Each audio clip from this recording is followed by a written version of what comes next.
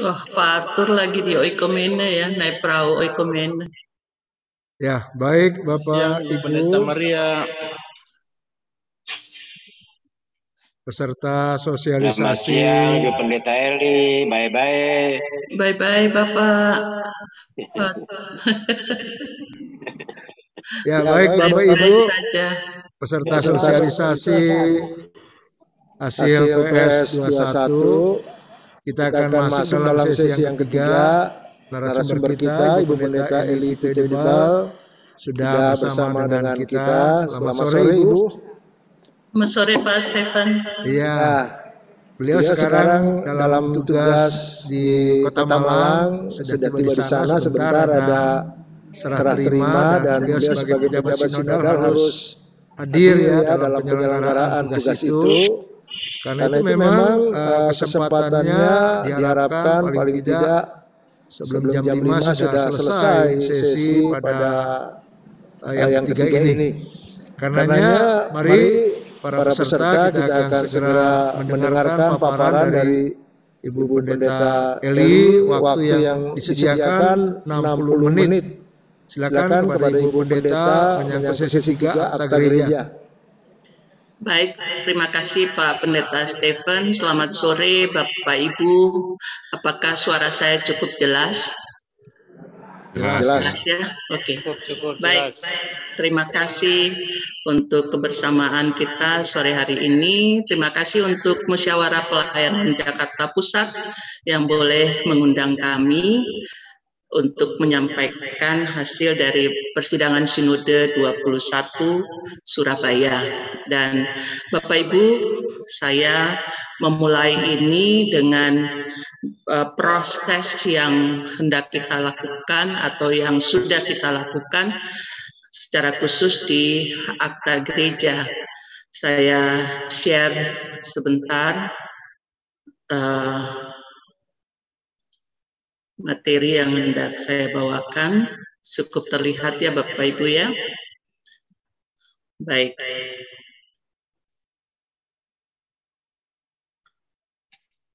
Nah, saya mau memulai dengan apa yang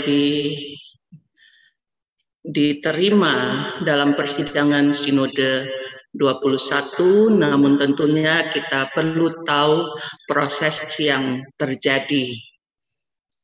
Bapak Ibu yang diberkati Tuhan,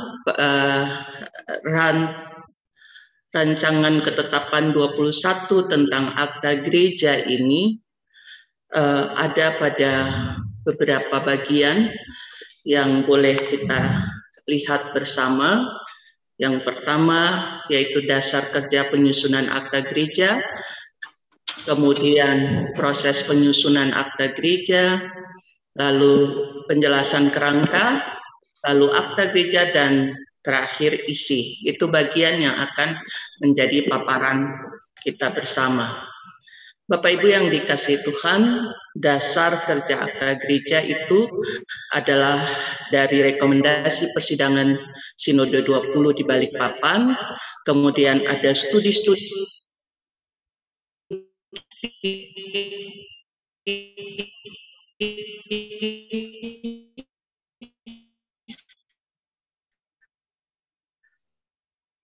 dan kajian dari Departemen Teologi lakukan karya Akta Gereja di Jogja tahun 2019. Nah, dengan dasar kerja ini Bapak Ibu, dari hasil PS 20 di Balikpapan, maka tersusunlah bagian yang kita lihat di sini, yaitu tentang keluarga. Ada, jadi di 20 itu diputuskan ada sekitar 6 atau 7, yaitu keluarga, kemudian ada hak asasi manusia, gereja, lalu bangsa dan negara, dan terakhir adalah gereja dan masyarakat. Nah, Bapak Ibu yang diberkati Tuhan, proses ini dikaji bersama dari 6 poin atau 6 hal itu kelihatannya saling masuk dengan yang lain. Maka melalui kerja bersama Departemen Teologi maupun dari panitia materi, kita membuat kerangkanya, dan dari bagian ini ada studi atau kajian teologi dari manusia. Kemudian kita lihat bahwa proses yang kita alami, Bapak Ibu, untuk membicarakan akta gereja ini, kita akan bersinggungan dengan yang dinamakan dengan realita dari manusia. Lalu ada pemahaman tentang manusia, manusia dan panggilannya, manusia sebagai pelaksana misi. Berangkat dari situ dibawa dalam gereja. Nah, gereja itu berharap bahwa teologi membicarakan soal pelayanan, dan itulah kita sebut sebagai teologi tentang menggereja. Ini secara sederhana saja kita pahami bahwa sebagai gaya hidup, wujud bergereja, sistem dan bentuk itu kayaknya semuanya sudah masuk dan menjadi bagian utuh dari kebersamaan kita selama ini. Lalu ketika kita masuk di ranah sosial, kita temukan ternyata ada konteks yang multikultural. Lalu ada kesadaran heterogenitas dan terkait juga masalah-masalah sosial. Tentunya Bapak Ibu sudah sangat tahu yang besar itu adalah soal kemiskinan, pendidikan, dan sebagainya. Nah, Bapak Ibu, dalam bagian itu kita mulai melihat itu dalam kerangka bergereja secara ekumene, bahwa dibutuhkan rumusan ulang tentang pemahaman GPIB untuk ekumene, lalu pemahaman eklesia, peran GPIB di lembaga-lembaga ekumene, lalu ada kerjasama antar gereja, kerjasama dengan lembaga agama lain. Ini penting karena kita bersinggungan betul dengan multikultural dan juga potensi-potensi lain di luar dari GPIB. Dan terakhir itu berkaitan dengan harta milik. Dan harta milik itu dirasa dalam kajian teologi itu perlu perumusan yang tepat tentang harta milik, bagaimana harta milik itu dipahami, di mana Tuhan yang empunya bumi dan segala isinya. Perlu pengelolaan yang bertanggung jawab. Itu dasar yang diangkat oleh kajian teologi. Nah, Bapak Ibu, kita temukanlah hasil yang disampaikan ini adalah bagaimana dasar kerja dari akta gereja. Bapak Ibu, setelah melalui proses itu, maka diusulkan demikian. Ada secara multikultural, kita temukan bagian-bagian yang terjadi di sekitar kehidupan bergereja, berjemaat, ini yang kita temukan. Antara lain perkawinan beda agama, disable atau difabel, tentunya dengan makna yang tentu Bapak Ibu sangat tahu. Kemudian ada korupsi, politik, perceraian, LGBT, harta, teknologi informatika, dan human trafficking. Itu dikaji bersama, lalu masuk dalam proses seperti ini. Lanjut ke panitia materi 21, kemudian dikembalikan ke jemaat, dibahas sampai pada ranum. Nah, inilah proses kita menyusun akta gereja perjalanannya. Dari mulai semiloka, masuk ke randas, pleno panter, kompilasi masukan jemaat-jemaat, pleno lagi panter, revisi, lalu ada draft ranum, masuk ke PST 20. Lalu kita lihat bahwa dari semiloka itu kita temukan beragam hal. Bapak Ibu bisa lihat catatan-catatan yang dilakukan oleh panter tata gereja sehingga semuanya terjadi demikian. Dan proses ini tentunya tidaklah sebagaimana kita pikirkan secepat-cepatnya. Ada banyak diskusi, ada banyak masukan, dan juga ada percakapan-percakapan secara khusus di tahun 2020 kita lebih banyak menggunakan ruang virtual untuk bekerja bersama. Dan tentunya ada plus minus ya Bapak Ibu kalau ruang virtual, dan memang COVID yang membuat kita harus bisa tetap kreatif sekalipun berhadapan dengan situasi ini. Lalu Bapak Ibu, saya hanya mau memberikan gambaran bahwa situasi inilah yang kita bangun sampai pada proses yang akhirnya bisa masuk di persidangan Sinode 21. Nah Bapak Ibu, dari bagian itu kita memiliki dokumen gerejawi. Dalam hal ini kita merespons berbagai isu, lalu kemudian disemangati eklesiologi perjamuan. Nanti Bapak Ibu kalau sudah dapat pemahaman iman, sangat tahu dengan eklesiologi perjamuan mesianik itu, menggereja yang terbuka dan inklusif, bukan sebagai alat menghukum dan untuk merangkul umat yang bergumul. Ini dari maksud pembuatan akta gereja. Memperlihatkan realitas peminggiran umat dari persekutuan, pelayanan, dan kesaksian. Ini dokumen-dokumen gerejawi yang kita miliki.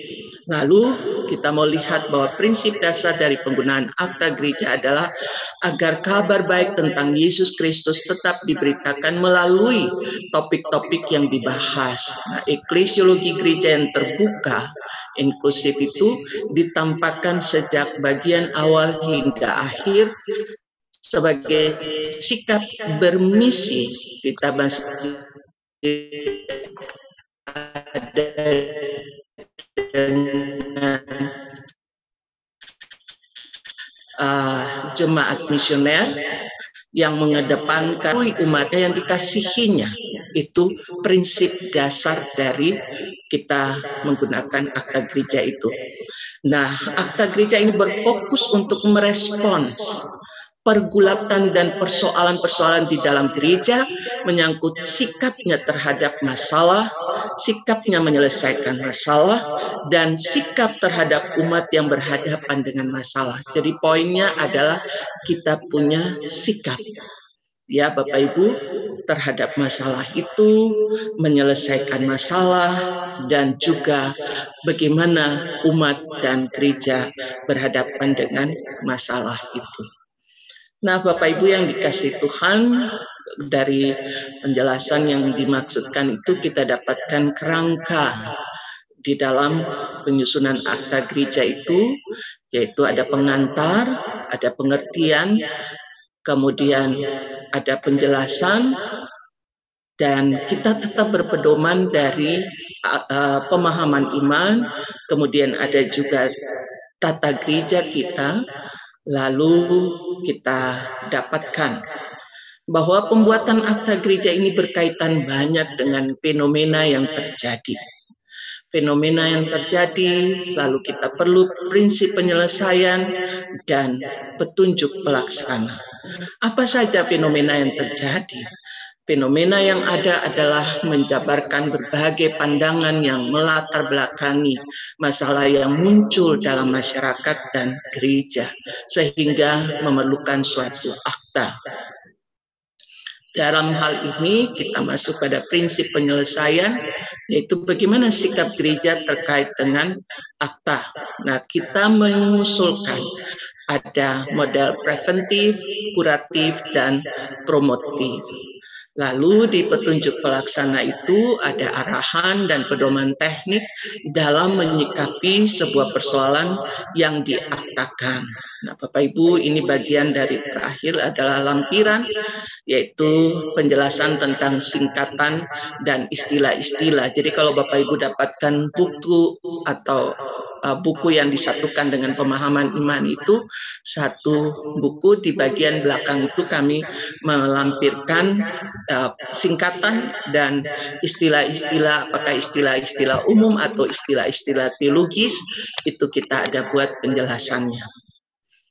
Nah, Bapak Ibu, proses yang kita dapatkan juga dilihat bahwa mulai dari tahun 2019 ada usulan baru, yaitu perkawinan beda agama, difabel, korupsi dan sebagainya. Itu tadi sebagaimana saya sampaikan, lalu masuk ke Randas, dan itu digodok terus, digodok dan mulai dipetakan perkawinan ataupun disabilitas, apakah pakai difabel atau disabilitas, itu pun jadi percakapan. Lalu kita tidak menutup mata terhadap persoalan-persoalan yang terjadi di sekeliling kita. Lagi booming waktu itu perbedaan kawin beda agama, mungkin dulu ada, tetapi tidak seheboh seperti sekarang ini karena ruang digital terbuka. Kemudian maka dibutuhkan pemanfaatan teknologi informasi dan komunikasi. Lalu yang terus bergulir adalah human trafficking. Secara khusus ya Mupol Jakarta Pusat ini, khususnya Jemaat Paulus, seringkali kami minta tolong untuk ketika ada masalah-masalah khusus terkait dengan human trafficking, kami selalu datang ke Paulus.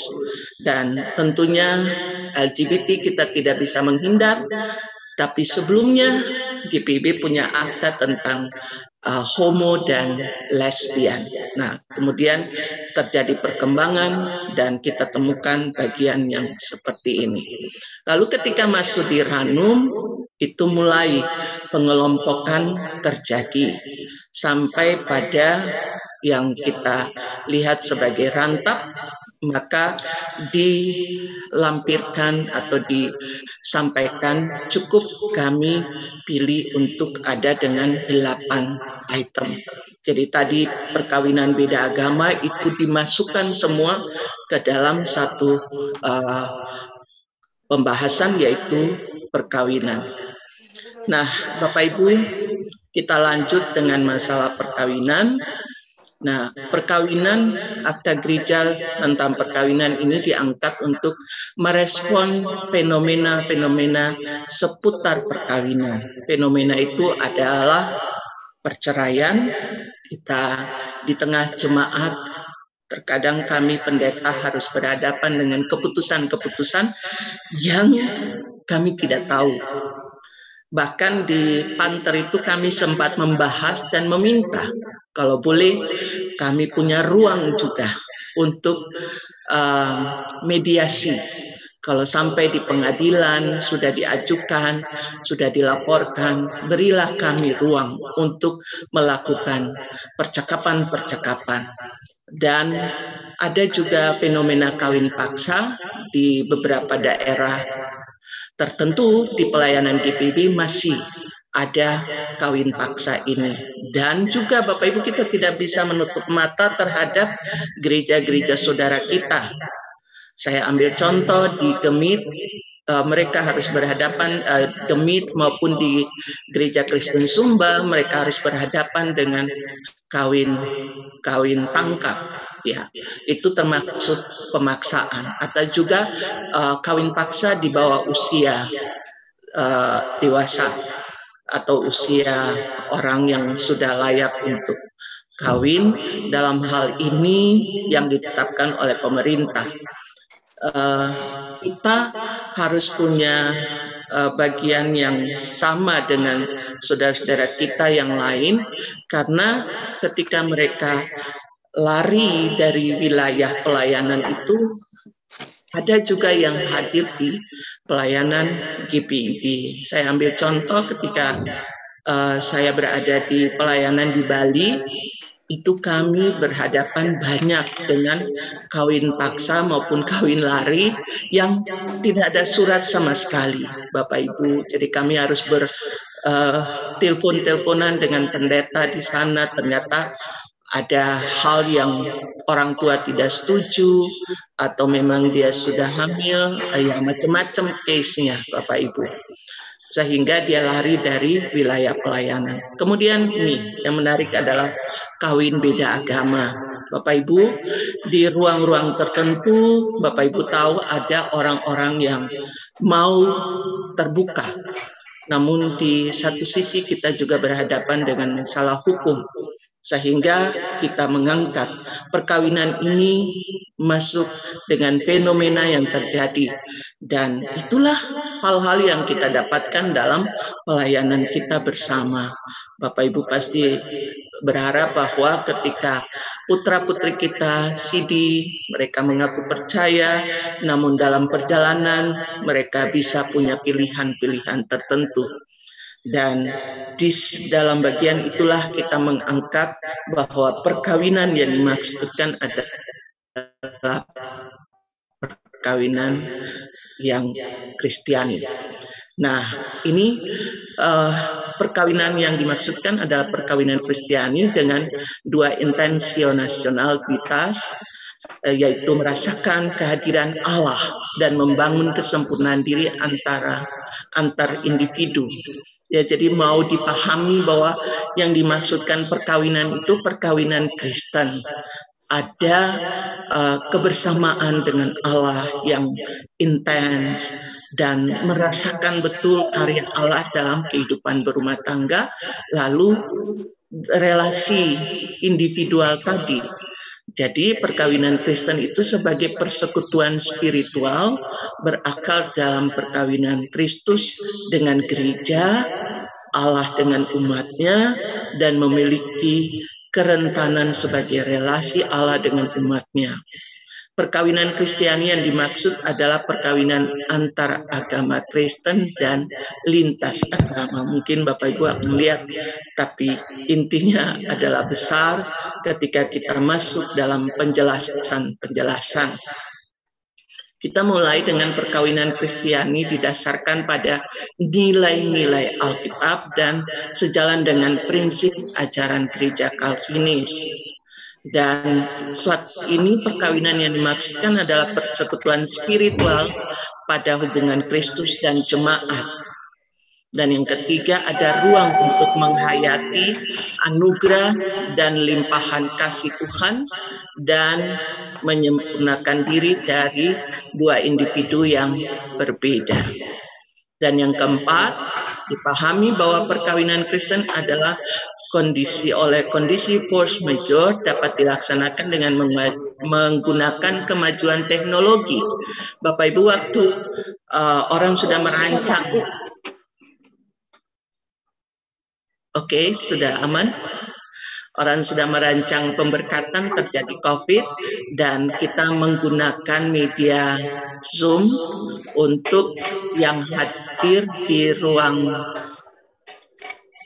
ada bunyi-bunyi, yang hadir di gereja, yang hadir di gereja itu adalah pasangan dan pelayan firman serta pelayan liturgi, tapi bisa saja yang lain menonton dari secara virtual, menggunakan ruang virtual. Kemudian perkawinan tetap mensyaratkan proses administrasi kenegaraan yang berlaku. Nah, ini yang Bapak Ibu, ketika tadi kami membicarakan soal ini, perkawinan antar agama Kristen dan lintas agama, poin yang tadi kami sampaikan ini perlu dengan administrasi kenegaraan yang berlaku. Lalu kita dapatkan bahwa di tengah perkawinan tidak saja mulus, tapi ada masalah, yaitu memiliki kerentanan yang diakibatkan oleh masalah internal maupun eksternal. Kemudian kerentanan tersebut dapat berakibat pada pembatalan perkawinan atau juga perceraian. Pembatalan perkawinan ada, Bapak Ibu, ada kasus di jemaat kita, bahkan oleh satu orang presbiter. Dia mengatakan bahwa dia ditipu, tapi mereka sudah tinggal bersama kurang lebih 1 tahun, dan baru ketahuan bahwa dia sudah punya istri dan anak-anak. Lalu istri atau ibu ini mengajukan pembatalan perkawinan. Tapi kalau sudah tinggal 1 tahun, bingung juga mau bilang apa. Tapi dia mengajukan pembatalan perkawinan, beda, dia tidak mengajukan perceraian. tapi dia mengajukan pembatalan. Nah, Bapak Ibu, ini yang kita alami di sekitar kehidupan kita, bahwa ada fenomena seperti ini. Lalu kita lihat bahwa proses yang kita lakukan dalam pelaksanaan ini, Bapak Ibu, dengan prinsip-prinsip penyelesaian ini, Bapak Ibu, dari unsur perceraian dengan berbagai sebab, ada hal yang tidak dapat dihindari karena Kristus telah dipinggirkan. Nah, ini Bapak Ibu pastilah ada saja alasan-alasan yang diberikan, dan gereja mengajak mereka yang pada akhirnya hendak mengambil keputusan untuk mengakhiri perkawinan agar masuk dalam percakapan pastoral yang berkelanjutan. Kita berharap itu terjadi. Jika pasangan memutuskan untuk bercerai, maka itu adalah keputusan personal. Bapak Ibu, perceraian bisa terjadi akibat kekerasan dalam rumah tangga.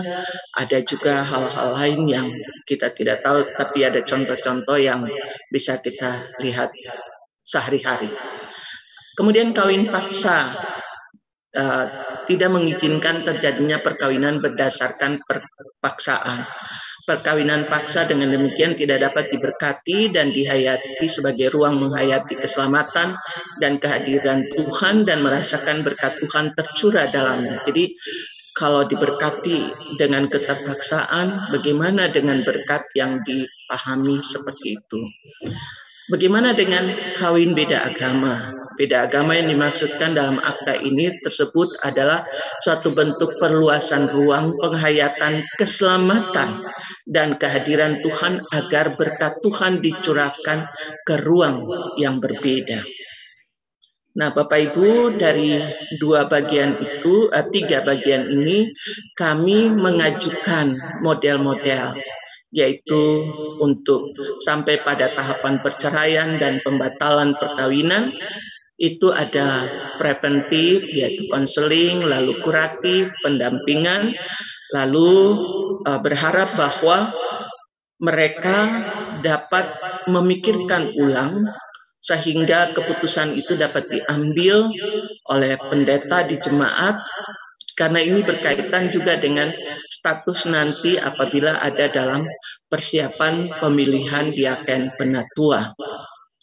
Berharap bahwa pelayan firman di jemaat lebih punya ruang yang lebih luas, nggak harus sampai ke majelis sinode, tapi ruang pelayan firman dan sakramen di jemaat itu mendampingi sampai mereka bisa melakukan tanggung jawab itu dengan baik. Kemudian kawin beda agama. Nah, ini Bapak Ibu kami mengusulkan untuk dilakukan konsultatif bagaimana gereja membina warga jemaat bahwa perkawinan beda agama belum diatur hukum. Gereja melakukan pendampingan pastoral terhadap warga yang tetap ingin melaksanakan perkawinan beda agama. Lalu secara kuratif, gereja melakukan pendampingan terhadap warga yang telah melakukan kawin. Nah, ini ada yang sudah melakukan kawin beda agama dan mereka menyelesaikan aspek administrasi sesuai hukum negara yang berlaku. Waktu kami mempercakapkan ini Bapak Ibu, cukup banyak perdebatan. Karena di satu sisi hak asasi manusia, tapi bisa mengakomodir itu. Dan sampai diberi contoh, kalaupun terjadi, jika terjadi sesuatu ke depan, yang berlaku adalah menggunakan hukum, bukan hukum negara kita, tapi ada unsur-unsur yang diambil dari agama yang lain yang cukup merugikan pihak perempuan. Bahkan bisa jadi dia tidak akan menerima apapun. Makanya berharap ketika ada jemaat yang mau melakukan perkawinan beda agama, gereja harus bisa mendampingi dengan baik supaya dia dapat mengambil keputusan dengan luas. Nah, Bapak Ibu, saya masuk ke bagian yang berikut adalah harta dan pengelolaannya. GPIB berupaya menata aset-aset yang ada, kemudian tidak saja dalam penggunaannya, tapi perlu dalam bobot teologinya. Karena itu pembuatan akta gereja tentang harta dan pengelolaannya dan mengelola perbendaharaan itu, Bapak Ibu, kita lihat di sini harta bergerak dan tidak bergerak itu adalah terdiri dari 2, persembahan dan pemberian sukarela yang berasal dari hasil kerja keras, bukan korupsi atau gratifikasi untuk gereja. Harta ada untuk tujuan penghayatan iman jemaat atas karya Tuhan dan alat kesaksian atas karya Tuhan yang menopang jemaat melaksanakan visi dan misi. Harta yang dimaksud adalah milik Tuhan, karena itu tidak pernah bisa jadi milik individu atau kelompok. Aset yang dikelola oleh jemaat lokal Majelis GPIB, Majelis Sinode oleh jemaat lokal dari Majelis Sinode GPIB. Nah, Bapak Ibu yang dikasihi Tuhan, kita lihat harta dan pengelolaan ini adalah bagian yang kita dapatkan, bahwa penjelasan harta itu kepemilikan bukan pada individu atau kelompok, melainkan oleh Tuhan. Ini bangunan teologinya. Dan harta itu dan pengelolaannya adalah merupakan ungkapan syukur umat atas pemeliharaan Tuhan, dikumpulkan dan dikelola oleh majelis jemaat. Dalam hal ini PHMJ, pengelolaan kalau ini di jemaat ya, pengelolaan tidak melibatkan pihak kedua atau ketiga. Nah, dalam pemahaman yang seringkali kita temukan masalah, ya, ketika ini terjabarkan, ada aja masalah yang kita temukan, ada pemahaman yang salah tentang kepemilikan oleh para pihak pengelola, menimbulkan tindakan semena-mena yang berakibatkan destruktif dan fatal. Salah mengelola yang berdampak pada pelaksanaan visi dan misi, menimbulkan konflik, akumulasi modal individu atau kelompok. Kemudian akar dari salah kelola, kemudian ada bobroknya moral, mekanisme yang tidak ketat, atau prosedur pengelolaan dan pemanfaatan harta. Bapak Ibu, ini sering terjadi, menimbulkan masalah-masalah khusus dan lemahnya penegakan hukum internal. Kemudian ada minimnya SDM yang memahami manajemen pengelolaan aset. Nah, fenomena yang kita dapatkan di sini ada 3, yaitu masih ada aset bergerak dan tidak bergerak yang dikuasai oleh pribadi atau kelompok. Bagian ini misalnya di daerah-daerah tertentu, pendeta yang diberi nama, namun kemudian belakangan mungkin karena mutasi-mutasi lupa, belum diserahkan ke jemaat itu. Kedua, persepsi yang beragam tentang kepemilikan aset. Ini fenomena Bapak Ibu sering kali terjadi. Salah kelola dan menyalahgunakan aset milik Tuhan. Kemudian kita lihat dalam prinsip penyelesaiannya, kita memahami bahwa harta itu milik Allah yang dikelola sebagai wujud syukur. Penerimaan dan pengelolaannya mesti baik sesuai nilai etis dan moral, sesuai dengan pelayanan kasih yang berkeadilan. Pengelolaan berdasarkan asas presbiterial sinodal. Ini penting Bapak Ibu. Kenapa dibilang presbiterial sinodal? Yaitu para presbiter yang berjalan bersama, yang menjadi bagian utuh dari karya layan GPIB. Dan tentunya ada dalam bagian yang terencana, tertib, dan teratur, juga transparan. dan dapat dipertanggungjawabkan. Harta GPIB milik Allah ini dikelola dengan digunakan untuk memastikan agar harkat dan martabat manusia tetap dijunjung tinggi, mewujudkan etos hidup yang tidak konsumtif, bersedia berbagi, dan yang ketiga menghargai kerja keras orang lain. Nah, Bapak Ibu, di sini jika ada terjadi masalah, fenomena, inilah yang kami usulkan. Secara preventif, gereja melakukan pembinaan dengan prinsip-prinsip teologis, menyelenggarakan pelatihan, akuntansi, manajemen keuangan, melaksanakan perencanaan dan studi kelayakan atas pemanfaatan harta, membuat database tentang aset milik GPIB ini sedang dilakukan. Kemudian dari sisi kuratif, ya dapat ditangani dan upayakan penyelesaian masalah itu dengan memperhatikan aspek pastoral, pendekatan kekeluargaan sesuai asas presbiterial sinodal. Kemudian memprioritaskan penyelesaian internal sebelum ke jalur hukum positif. Tidak menghilangkan unsur tanggung jawab pihak terkait. Lalu promotif, Majelis Sinode membuat buku saku, kemudian pemanfaatan dengan memaksimalkan daya guna aset. Tentunya ada konsultasi dengan pihak independen melalui analisa, mengutamakan nilai-nilai menjaga kekudusan, kasih persaudaraan, tidak memaksa atau mengorbankan pihak tertentu. Yang berikut, gereja dan penyandang disabilitas.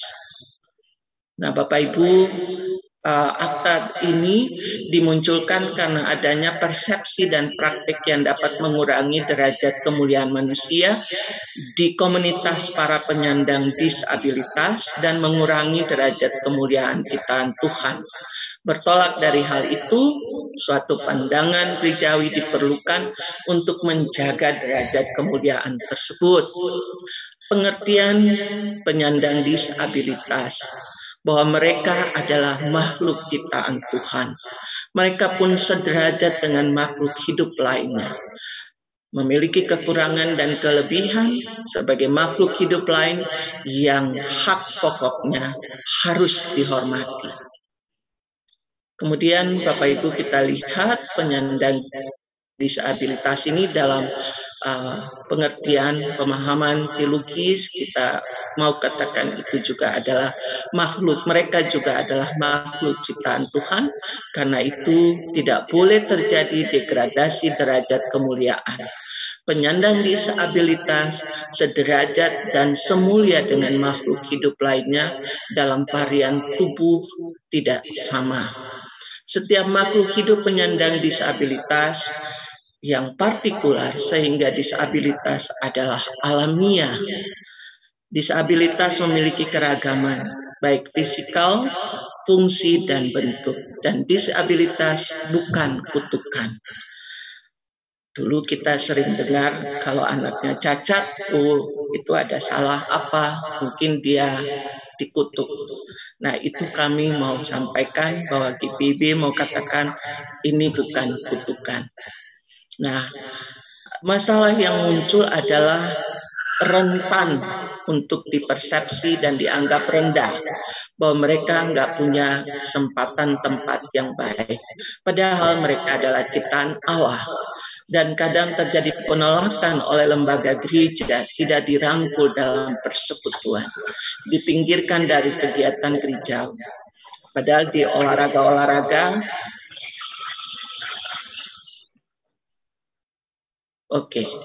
di olahraga kita lihat ya cukup bagus, mereka jadi perenang, mereka jadi macam-macam yang mereka bisa ikuti. Fenomena, nah ini faktor penolakan. Sehingga ada muncul diskriminasi, perundungan, stigmatisasi, persekusi, bahkan juga berujung pada kematian. Termasuk juga dalam persekutuan ditolak. Karena itu kami menyampaikan prinsip penyelesaian bahwa kita semua GPIB memahami manusia dengan disabilitas adalah manusia ciptaan Tuhan yang berharga dengan manusia lainnya. Karena itu manusia disabilitas tidak boleh mendapat perlakuan diskriminasi seperti tidak dilibatkan dalam pelayanan dan tidak mendapatkan pelayanan. GPIB mendorong pendekatan inklusif yang merangkul dan peduli terhadap pemenuhan hak dasar dari manusia disabilitas. Karena itu jemaat-jemaat GPIB diminta untuk menyediakan akses dan program kerja yang dibutuhkan untuk pelaksanaan pendekatan inklusif tersebut.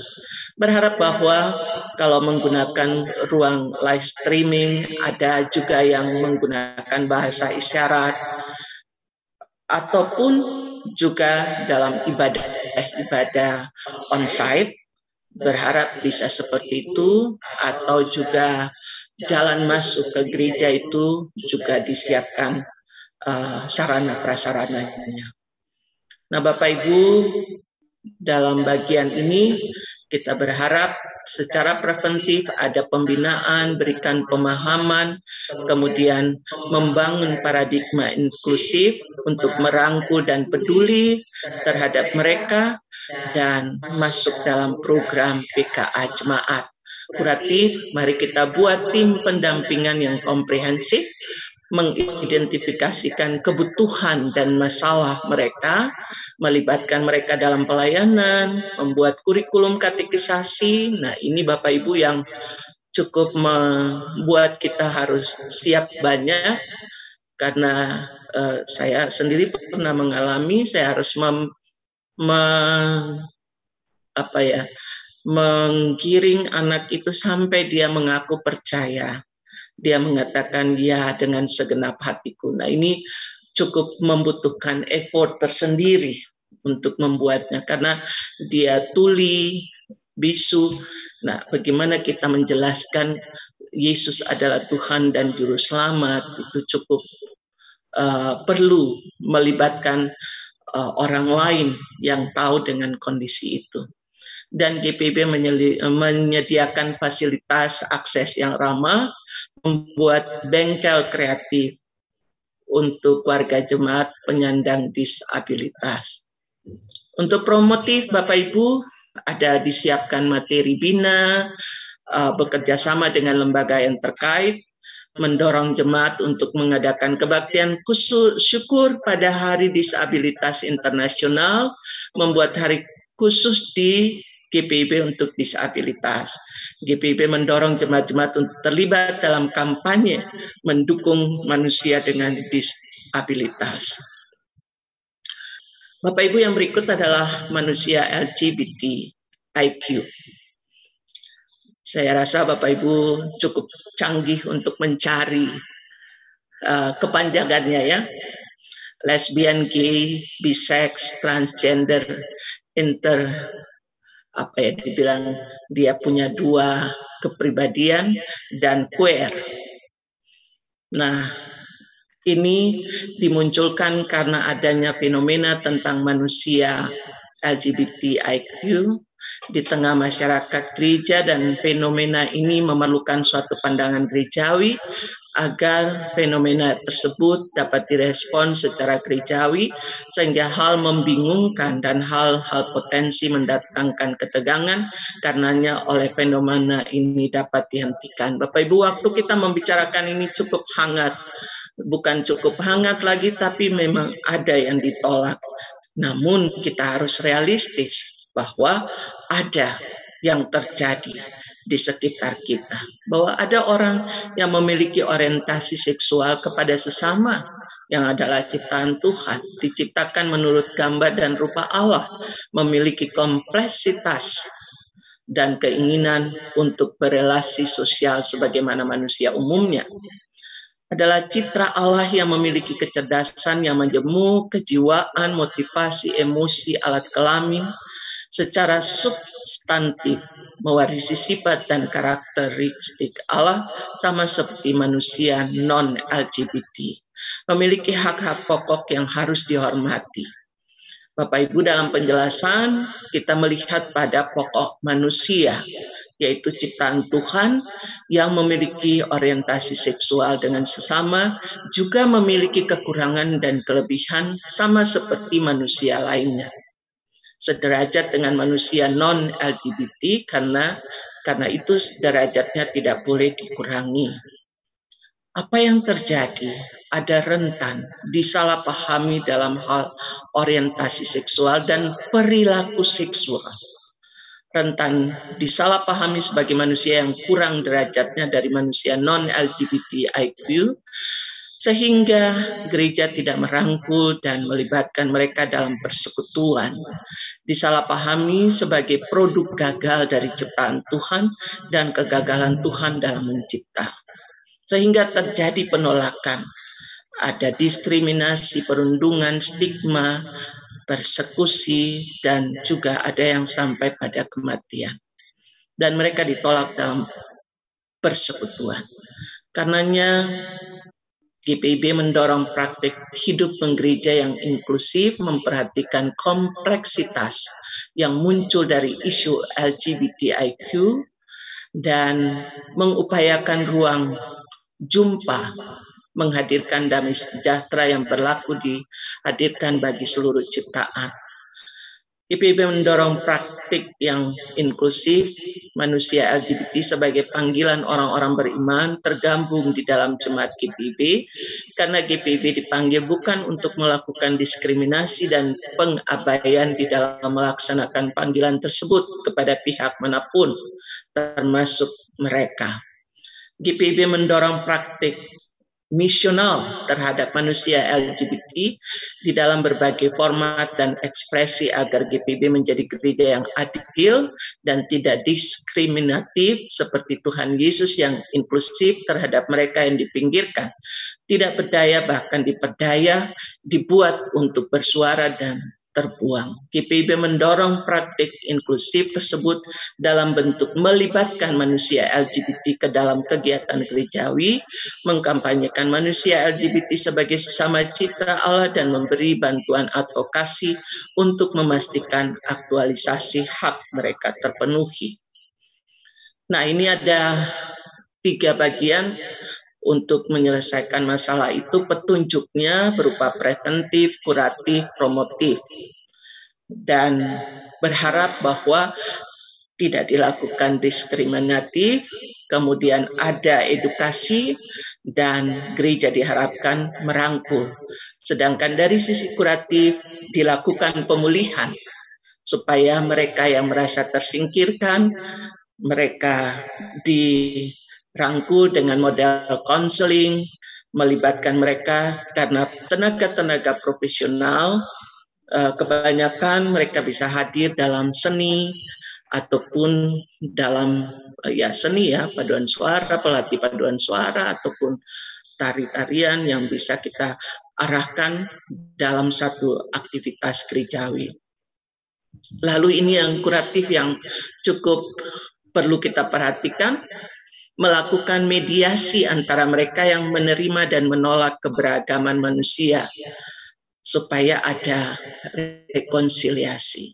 Dan untuk promotif, kita berharap bisa dibuat buku saku, lalu ada call center, dan memperluas tugas dari krisis center terhadap masalah-masalah itu. Bapak Ibu, yang berikut adalah pemanfaatan teknologi informasi dan komunikasi di dalam bergereja.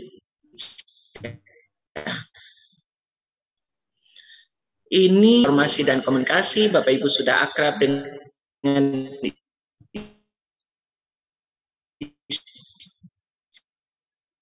istilah 4.0, bentar lagi akan masuk ke 5.0. Kita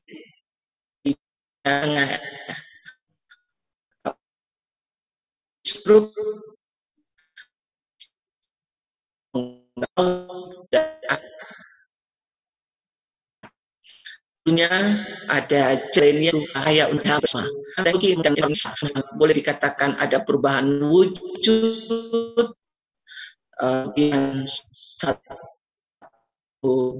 empire, ya,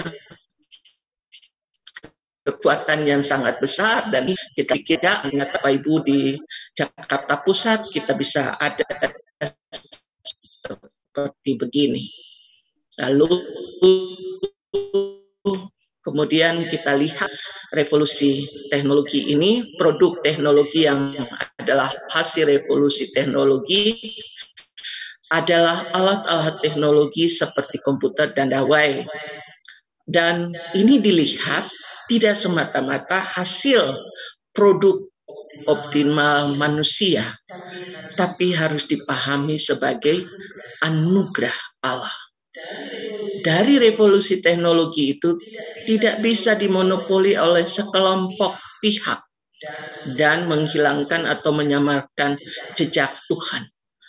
Karena itu Bapak Ibu, waktu PS21 ketika diputuskan daring, kita mengambil waktu cukup panjang untuk melatih, untuk menyampaikan informasi, supaya tidak ada satu jemaat pun yang tertinggal. Memiliki elemen yang dasarnya yang berasal dari Tuhan. Dan Bapak Ibu dilihat dari penjelasan apa yang dimaksudkan elemen dasaria dari Tuhan itu memungkinkan revolusi teknologi yang terjadi, tapi harus dilihat jangan sampai dimonopoli oleh beberapa pihak dan berpotensi menghilangkan jejak Tuhan. Tadi kita sudah bilang bahwa hasil ini bukan satu kekuatan dari manusia, tapi harus dilihat sebagai anugerah Tuhan. Teknologi informasi komunikasi yang dimonopoli oleh sekelompok orang dapat dijadikan empire untuk menguasai manusia untuk tujuan yang destruktif. Ini juga mengerikan juga kalau Bapak Ibu, kalau ada, kita lihat saja ketika kita menggunakan internet, kadang orang menyebutnya begini, kayak kita di lampu stopan, siapa yang begitu hijau, siapa yang melejit duluan. Nah, itu tergantung pada kekuatan internetnya. Berapa giga yang dia pakai, atau alat apa yang dia pakai, entah booster kah apa, yang penting jangan sampai dia menguasai yang lain. Nah, dari hal menguasai itu, kita berharap tidak menghilangkan jejak yang Tuhan kehendaki. Kemudian teknologi informasi komunikasi itu jangan dikuasai oleh satu kelompok manusia atau juga orang-orang tertentu. Dan yang kita temukan di sini ada fenomena Bapak Ibu. LAI sudah mengeluarkan Alkitab digital, ibadah digital, perkawinan digital. Ini kan ada di sekeliling kita. Kemudian ada juga hilangnya kesadaran dan menjadi kecanduan. Ada yang sampai gila ya Bapak Ibu ya, main-main game online. Ini yang poin 6 ini yang sering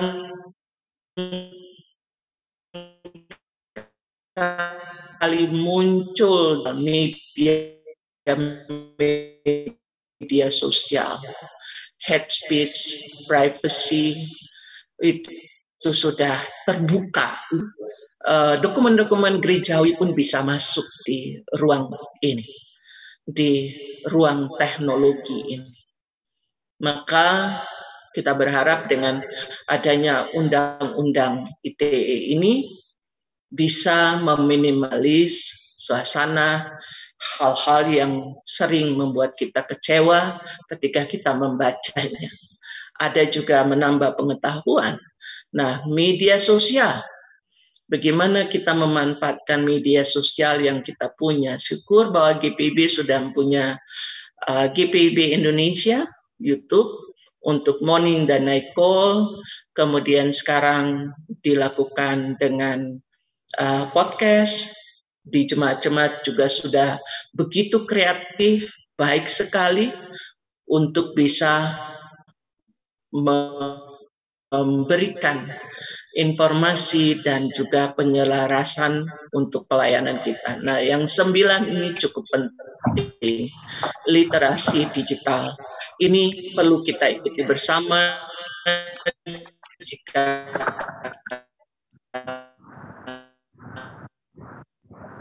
jemaat-jemaat berkenan bahwa kita mau menggunakan secara baik, optimal, dan kreatif. Dan teknologi ini tentunya harus berhadapan dengan fenomena-fenomena yang mengganggu kita. Lalu ada penyelesaian masalah dari fenomena yang mengganggu itu dalam prinsip kembali tetap kita lakukan, mulai dari secara keluarga, lalu sesuai dengan prinsip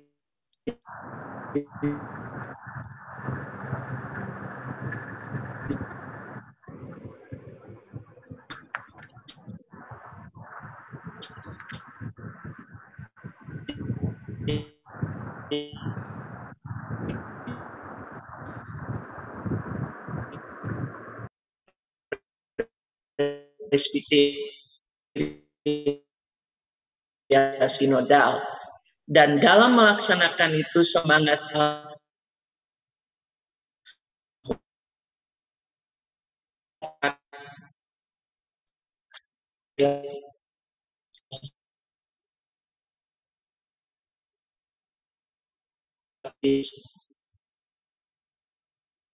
serta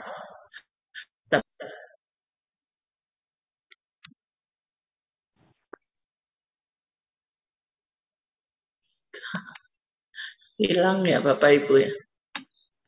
Dari tadi hilang Bu Pendeta. Oh, baik.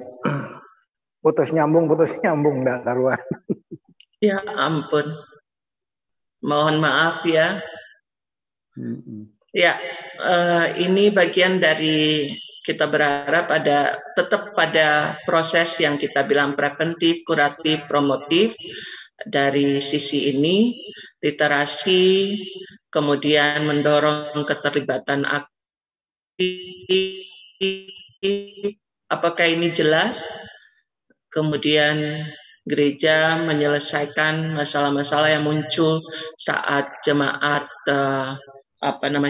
mengalami masalah, dan berharap bahwa ketika dibawa ke jalur hukum tentunya dapat dilihat diawali dengan pendekatan kekeluargaan.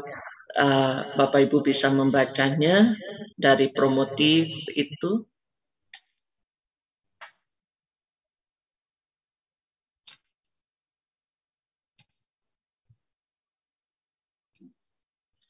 Lalu yang berikut, human trafficking. Ini diangkat dari berbagai fenomena yang menyangkut praktik yang menempatkan manusia sebagai objek. Persoalan ini menuntut sikap gereja secara serius menyatakan keberpihakan Allah terhadap mereka yang dipinggirkan dan direndahkan.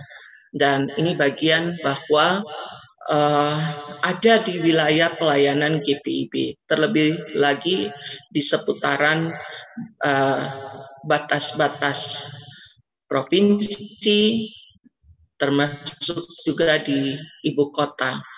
Dan Bapak Ibu, untuk human trafficking ini dalam kerja untuk menjual jasa, ada menjual alat-alat tubuh ya, sehingga menimbulkan sesuatu yang tidak baik bagi kehidupan berjemaat. Dan ini Bapak Ibu pada poin 9, ini korban diiming janji dan terlibat muslihat. Nah, Bapak Ibu, penjelasan yang dimaksudkan ini tidak menempatkan manusia sebagai sesama ciptaan yang harus dihargai dan dihormati dan dikasihi.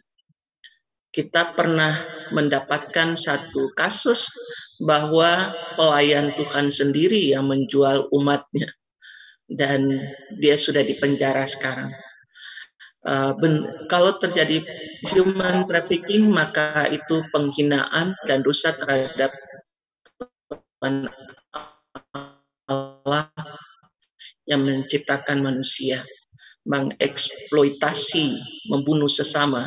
Gereja sebagai tubuh Kristus memberi ruang untuk mereka dan harus hadir sebagai penyintas human trafficking tanpa memandang latar belakang suku, agama, ras, dan antar golongan. Dan manusia dilihat adalah seperti itu, Bapak Ibu. Dilihat, wah, kalau manusia itu bisa saling dikuasai dan akhirnya membuat karya Allah jadi diturunkan. Tindakan dehumanisasi, pelanggaran hak dan sebagainya, kita juga mengutip undang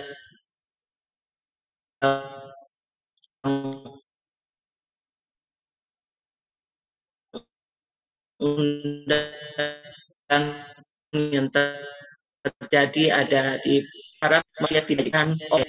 Karena itulah muncul dari bagian ini ada 4 hal.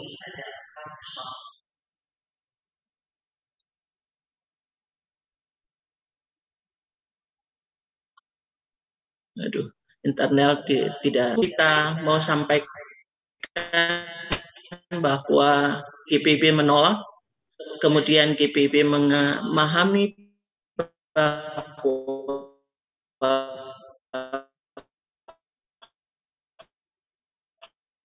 para penyintas human trafficking telah menangani, mengadvokasi, memulihkan, membela.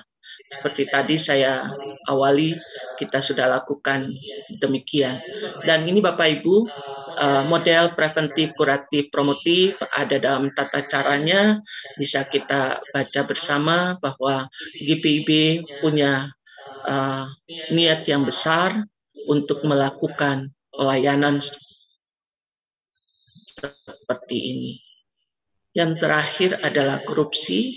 Nah, kalau korupsi dibilang sebagai sesuatu yang tidak baik, bahkan dilihat itu extraordinary crime, Bapak Ibu bisa tahu bahwa kita membahas ini berkaitan dengan kondisi pelayanan kita, warga kita, dan juga bagaimana kita bersaksi. Disitulah Bapak Ibu kita dapatkan bagian yang kita ambil dari pemahaman iman, Undang-Undang Nomor 31 dan Nomor 20 tahun 2001. Saya tidak membaca pengertiannya lagi, baik kita bisa diskusi. Mohon maaf kalau tidak stabil. Lalu saya masuk langsung saja ke masalah bahwa dibilang ini extraordinary crime dan menyalahgunakan kekuasaan, jabatan, kewenangan, dan seterusnya, kejahatan luar biasa menimbulkan kerugian, kerusakan, dan kehancuran. Dan inilah fenomena yang terjadi. Berharap di gereja tidak dilakukan hal-hal seperti ini. Tapi kita dapatkan juga bahwa dalam sikap melawan korupsi, pemberantasan korupsi perlu memperhatikan aspek politik, ekonomi, budaya, dan seterusnya. Lalu teologi anti korupsi perlu dibangun bersama gereja lintas denominasi supaya ada ruang teologi publik yang dipraktikkan secara pribadi, lembaga, termasuk juga non-pemerintah dan pemerintah. Dan 4 hal yang diusulkan oleh GPIB. Kami tetap menggunakan model-model preventif, kuratif, promotif. Di bagian promotif ada kampanye yang dibuat, lalu untuk gereja meningkatkan kesadaran individual dan juga kolektif warga jemaat. Lalu yang terakhir adalah politik. Bapak Ibu, mau tidak mau ada di antara warga jemaat kita yang punya andil bagian dan ikut untuk bersama-sama di ruang ini. Jadi kita lihat dalam sisi yang baik, namun juga ada yang terjadi dengan situasi yang berbeda. Soal politik ini, Bapak Ibu tentunya bisa melihat bahwa berharap politik itu adalah sebagai bagian kebijakan yang baik, direduksi hasrat, jangan sampai kekuasaan itu dan memamerkan secara berkelebihan. Dan saya pindah ke penjelasan Bapak Ibu, politik adalah upaya gereja melawan praktik-praktik tidak bijak dan bajik demi kekuasaan monopoli, ekonomi, korupsi, dan lain sebagainya. Dunia politik menjadi ruang di mana gereja mengupayakan kebijakan yang bajik, juga sebagai wujud menghadirkan tanda kemenangan Kristus melawan kuasa mau. Dan Bapak Ibu, ya di ruang politik ini juga ada banyak hal yang kita temui, termasuk umat Kristen. Dan yang dimunculkan dalam fenomena itu antara lain politik uang, kemunculan partai-partai politik berbasis agama, munculnya radikalisme, terorisme, penangkapan para pejabat publik, aparat hukum, dan pemimpin partai yang terlibat korupsi dan kejahatan lainnya.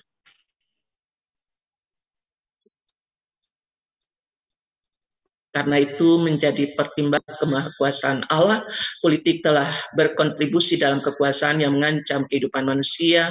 Orang percaya terpanggil untuk mewartakan dan menghadirkan budaya kehidupan yang berakar dalam kerajaan surga. Sikap gereja bahwa sistem politik demokrasi adalah counterculture terhadap politik otoritarian.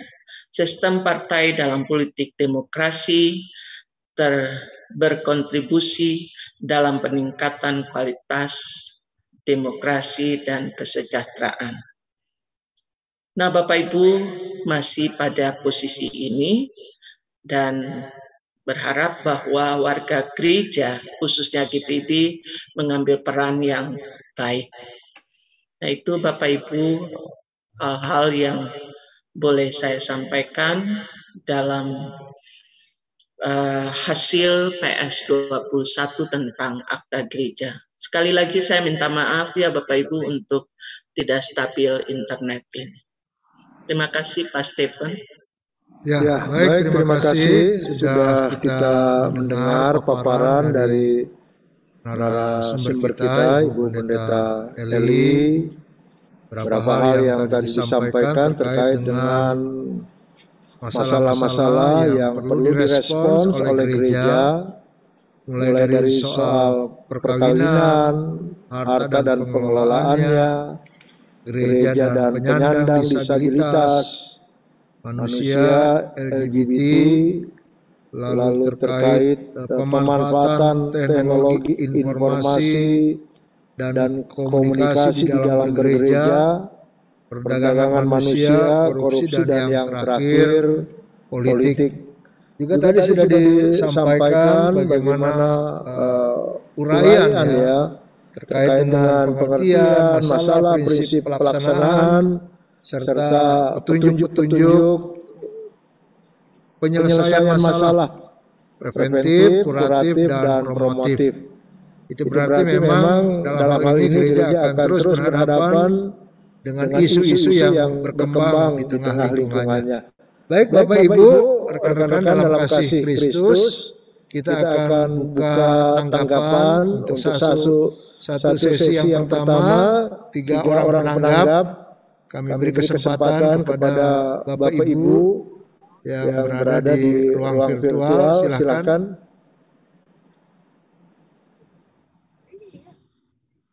Boleh di present atau juga boleh Bapak Ibu Saudara menyampaikannya juga di ruang chat.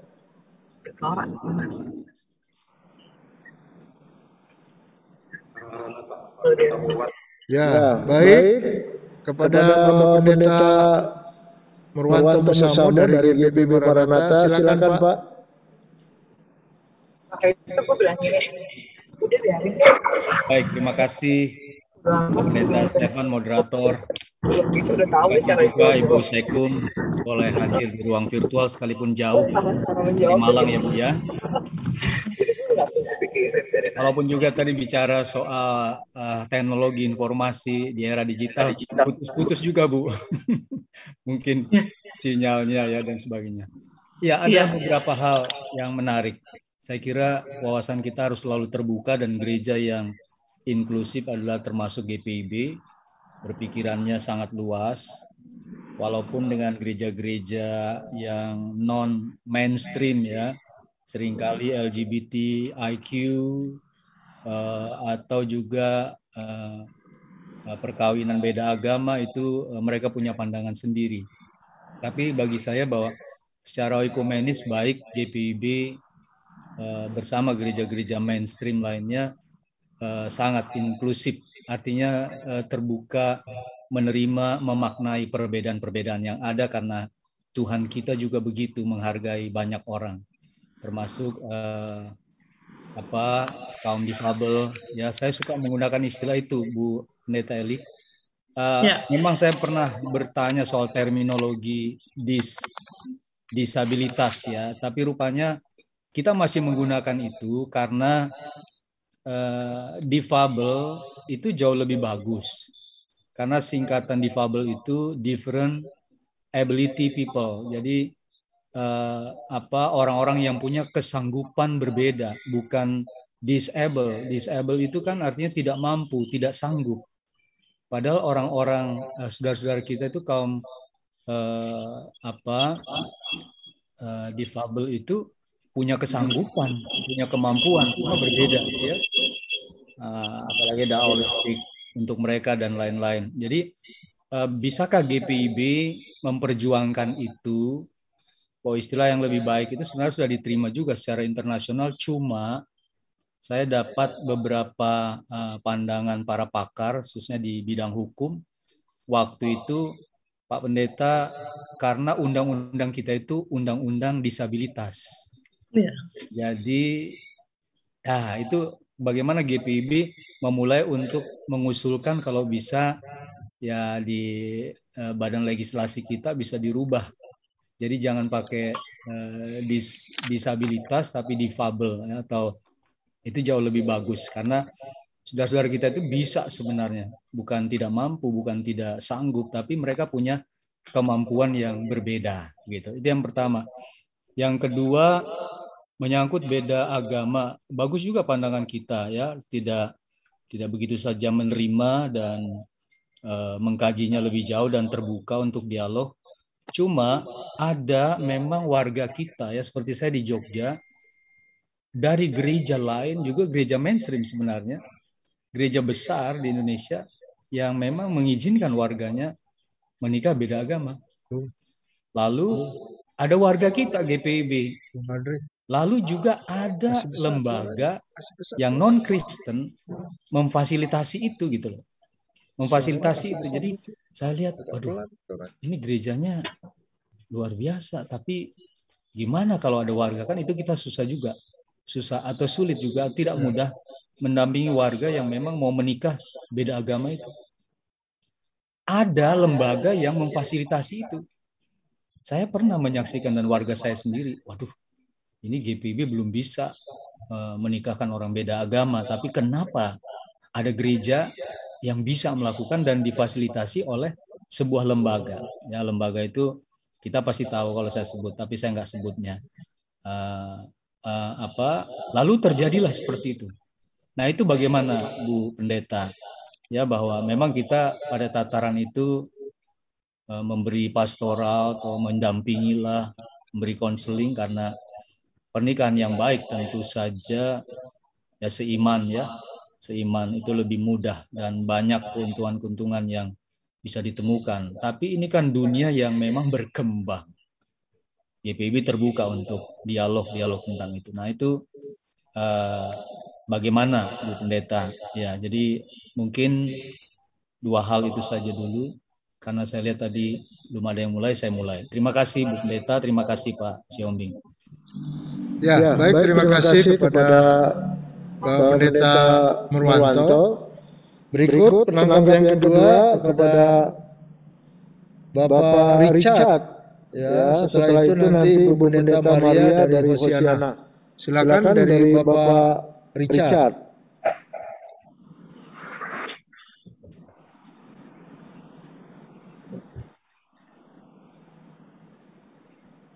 Silakan Pak Richard.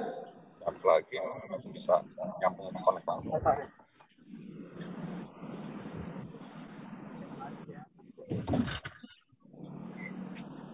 Sinyal mungkin tuh. Atau kepada Ibu Pendeta Maria. Silakan Ibu Pendeta. Ya, silakan Bu. Ya, terima kasih Pak Pendeta Stephen Sihombing, dan terima kasih pada Ibu Pendeta Erli Pitoy Debel yang sudah memaparkan tentang akta gereja yang begitu baik. Saya hanya mau menanyakan aja Bu Pendeta, kira-kira sejauh mana akta gereja memberikan, saya katakan, keleluasan bagi saudara-saudara kita, misalnya yang ada di jemaat, lalu terindikasi LGBT. Dari pemaparan tadi bahwa mereka juga dapat dilibatkan dalam pelayanan yang ada di jemaat. Pertanyaan konkret saya adalah sejauh mana kita dapat melibatkan mereka dalam pelayanan? Apakah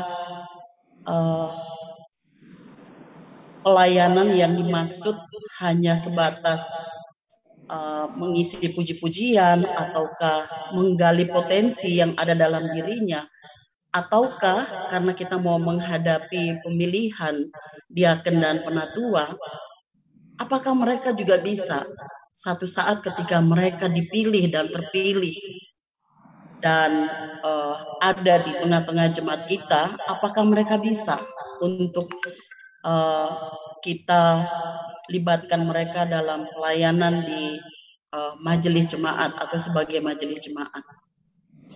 Itu yang mungkin saya mau tanyakan, karena di Hosiana itu ada dan sampai sejauh mana kira-kira GPIB menempatkan orang-orang yang seperti ini yang mempunyai orientasi seks yang berbeda, sejauh mana kita memakai dan kita libatkan mereka dalam pelayanan.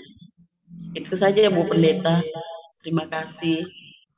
Oke, terima kasih Bu Pendeta Maria. Berikut dari Paulus Bapak Richard. Silakan Pak Richard. Baik, Pak Moderator Pendeta Stephen dan narasumber Ibu Pendeta Eli yang sudah begitu baik memaparkannya ya. Bagi saya, bukan bagi saya, artinya saya coba mau menyoroti tentang perkawinan ya Ibu ya, karena yang terjadi di jemaat kami khususnya gitu ya, bahwa ada perkawinan beda agama ini yang kita sendiri belum mempunyai semacam wadah untuk menanganinya secara khusus begitu. Artinya ketika mereka anak-anak usia-usia muda yang kemudian melakukan pernikahan dan kita sendiri tidak bisa menyentuh karena mereka melakukan dengan cara di luar agama Kristen, di agama kita sebagai presbiter atau majelis seringkali dan pasti merasa khawatir kalau mereka kemudian tidak dalam rangkulan kita gitu. Jadi maksud saya, apakah dan terkait dengan di tahap keempat ini kita masuk dalam tema germasa, khususnya dibuatkan lebih dibuatkan semacam crisis center atau call center atau komsel yang dibuat supaya gereja bisa memfasilitasi mereka yang kawin beda agama ini khususnya kita yang dari pihak Kristen yang kebetulan perempuan, bisa kita tangani dengan baik sehingga mereka jangan sampai kemudian mereka itu benar-benar hilang dan tidak menjadi pengikut Kristus. Itu saja dari saya. Terima kasih Ibu narasumber dan moderator. Ya, baik, terima kasih. Demikian dari Ibu Pendeta Eli sudah disampaikan tanggapan yang pertama menyangkut istilah difabel, berikut terkait dengan perkawinan beda agama, apakah mungkin difasilitasi oleh gereja. Selanjutnya tentang sejauh mana manusia LGBT ini bisa terlibat dalam pelayanan, dan yang terakhir menyangkut perkawinan beda agama, hal-hal yang perlu dilakukan oleh gereja menolong mereka yang barangkali perlu bantuan. Silakan Ibu Pendeta. Baik, terima kasih Pak Pendeta Stephen. Terima kasih untuk Bapak Ibu yang sudah menyampaikan masukan dan juga ada hal-hal yang perlu kita percakapkan bersama. Karena ini bagian di mana kita tidak membuatnya secara sendiri. Tapi Bapak Ibu, yang pertama Pak Pendeta Murwanto, Bapak sendiri menyampaikan dan sekaligus Bapak sudah menjawab bahwa memang kami menggunakan istilah disable itu adalah dalam rangka sinkronis dengan pemerintah. Dan terima kasih kalau memang dibilang begini, ya mudah-mudahan kita bisa selaraskan apa yang diusulkan. Kemudian ini soal perkawinan. Bapak Ibu, kita sama-sama lidahnya kita tetap sama ya, yaitu tidak menggunakan istilah pernikahan. Apapun bentuknya, ini kita diwanti-wanti malah sama orang hukum. Tidak ada undang-undang pernikahan, yang ada undang-undang perkawinan. Kita dulu membahas itu dengan mengasumsi bahwa kita mengambil dari istilah yang diterjemahkan di dalam Alkitab. Oleh Lai disebut perkawinan di Kana. Nah, itu yang cukup baik untuk kita gunakan. Jadi Bapak Ibu, ketika menyangkut dengan perkawinan ini, sekali lagi kita mau bilang bahwa yang kita lakukan itu adalah perkawinan Kristiani. Ya, perkawinan Kristiani didasarkan pada merasakan kehadiran Allah yang intensionalitas bersama-sama dari dua bagian itu. Juga dalam menyatukan kedua individu yang berbeda. Dan di dalam perkawinan Kristiani itu ada persekutuan spiritualitas berakar dari perkawinan. Nah, ini dasarnya Kristus dan gereja, Allah dengan umatnya memiliki kerentanan sebagai relasi Allah dan umatnya itu. Perkawinan Kristiani yang dimaksudkan adalah perkawinan. Nah, ini bilang lintas agama ini karena kita bersentuhan dengan kondisi multikultural tadi. Tapi yang mau kita sodorkan di sini adalah perkawinan Kristiani, Pak Bapak maupun yang tadi Pak Musamo ya. Apakah ada satu lembaga yang bisa memberi ruang untuk mereka lakukan? Pak Pendeta, saya aja lakukan itu. Saya mencari orang teman kebetulan. Ada satu dari Katolik, dari Muslim. Lalu kami berdialog. Hanya ketika mereka melakukan perkawinan itu, terjadi perceraian. Nah, yang kami dapatkan itu adalah ada hukum yang membuat mereka tidak secara adil mendapatkan hak mereka. Apakah itu anak maupun, ya kalau boleh bilang, harta gonogini. Itu mengacu pada salah satu hukum yang berlaku pada satu agama tertentu. Nah, ini diwanti-wanti. Terima kasih, saya baca di ruang chat Pak Samuel Sonda dari Anugerah, bahwa ini memang perlu kita dalami bersama.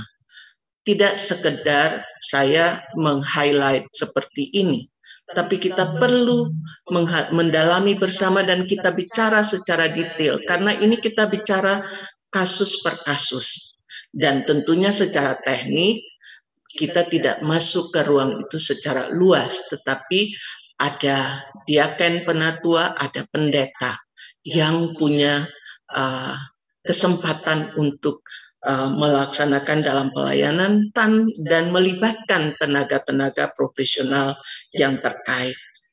Sehingga kita berharap bahwa perkawinan ini adalah perkawinan Kristiani. Betul Pak Richard, bahwa sekarang kaum muda kita harus bisa mengayomi mereka, merangkul mereka, memberikan landasan yang kuat terhadap perkawinan itu, bahwa mereka tidak sekedar melakukan perkawinan pada waktu tertentu, kenyamanan tertentu, tapi ini ada bagian yang lebih luas lagi ke depan, yaitu memuliakan Tuhan.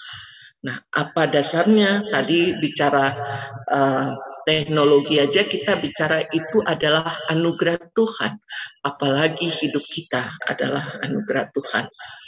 Nah, kalau kita mau memfasilitasi itu, beda agama, Bapak Ibu, tadi kami memberikan 3 bagian, yaitu promotif, kuratif, dan catatan yang penting itu kita bisa lihat bahwa kita lakukan dulu pendekatan, kita lakukan dulu percakapan, supaya mereka bisa mendapatkan pikiran, memberikan mereka kesempatan untuk bisa merenungkan sebaik-baiknya apa yang bisa mereka lakukan dalam melakukan perkawinan ini.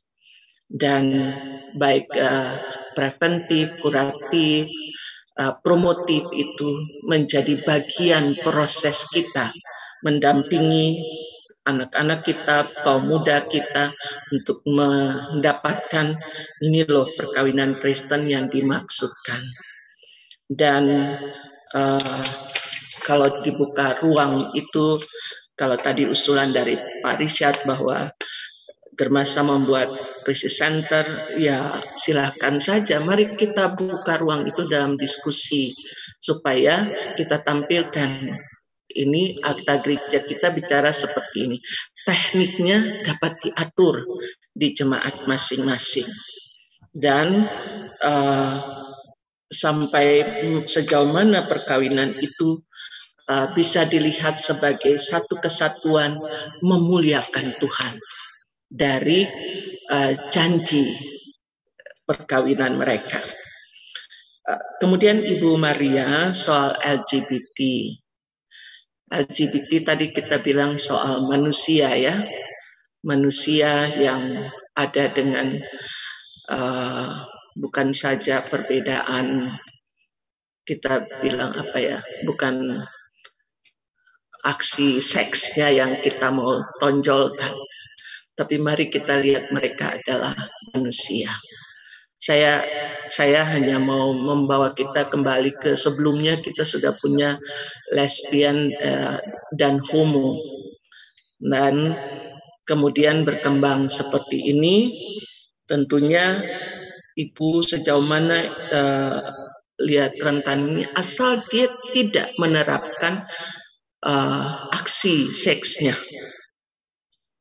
Ya, waktu kami mendiskusikan ini luar biasa Bapak Ibu, bahkan kami jangan dikira ada penatua diaken yang setuju-setuju saja. Wah, banyak tantangannya. Hanya kami mau bilang begini, mereka-mereka ini ada.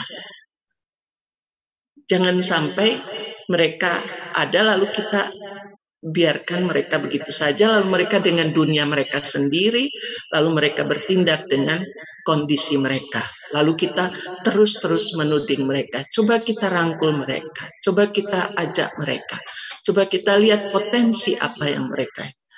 Kalau dia bilang, saya mau datang dalam pelayanan, mempersembahkan diri saya dengan potensi saya yang ada, kenapa? Nah, tapi Ibu Pendeta Maria, tolong ajak percakapan lagi. Ajak percakapan lagi, karena ini Bapak akan menjadi role model penatua dan diaken. Mohon dilihat lagi.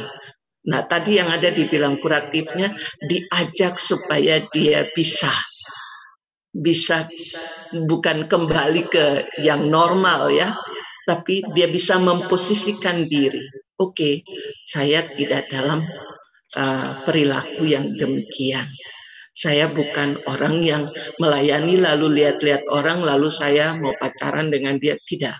Tapi saya murni memberi diri. Mungkin gaya saya lebay, mungkin gaya saya tomboy, tapi saya bukan seperti itu. Tapi Ibu perlu mendalami yang bersangkutan, apakah ada terlibat dengan kelompok-kelompok tersebut, ya ajak bicara saja bahwa kita lihat manusia ini manusia yang diciptakan oleh Tuhan. Sehingga mari kita persembahkan untuk karya dan kasih Tuhan. Saya berharap bahwa ini ruang yang bukan sekedar kita buka, tapi kami mau tunjukkan bahwa ada orang-orang seperti ini di tengah pelayanan kita. Jangan sampai karena mereka punya perilaku yang demikian, jadi kita anggap sudah kalian berusaha. Tapi bolehkah posisi tertentu? Jadi kalau mau bilang, apakah boleh? Ibu Pendeta tolong bicara dulu baik-baik dengan yang bersangkutan. Karena kalau saya memberikan statement tertentu, nanti dikira saya sudah memblok ruangnya dia. Padahal ada pada posisi teman-teman pendeta yang bisa tahu dengan kondisi di jemaat masing-masing.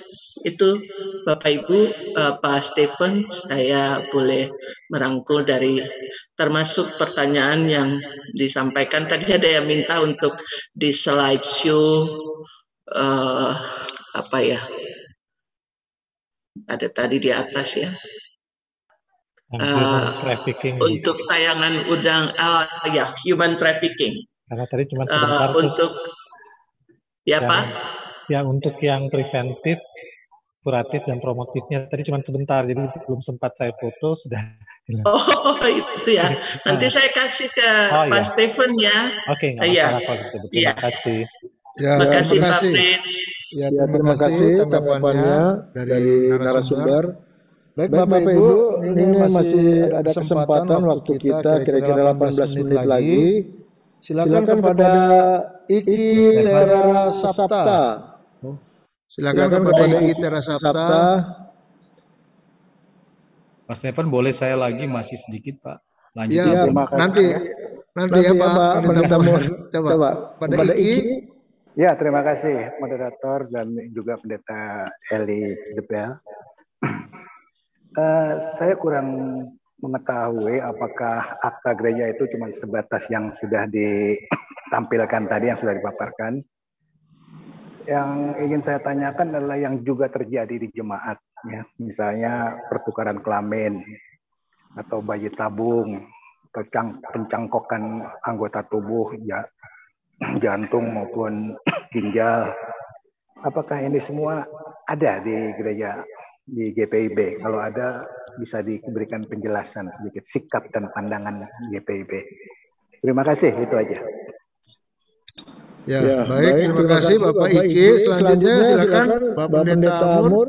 Ya, makasih Pak Stephen yang baik hati. Aduh, dikasih kesempatan yang kedua. Bu Pendeta Eli, di petunjuk pelaksanaan penyelesaian masalah kawin beda agama, khususnya yang poin 2, kuratif. Di situ disebutkan, saya bacakan saja, gereja melakukan pendampingan terhadap warga yang telah melakukan kawin beda agama, itu oke, dan hanya, ini dia yang penting, dan hanya melaksanakan pemberkatan perkawinan sejauh mereka menyelesaikan aspek administratif sesuai hukum negara yang berlaku.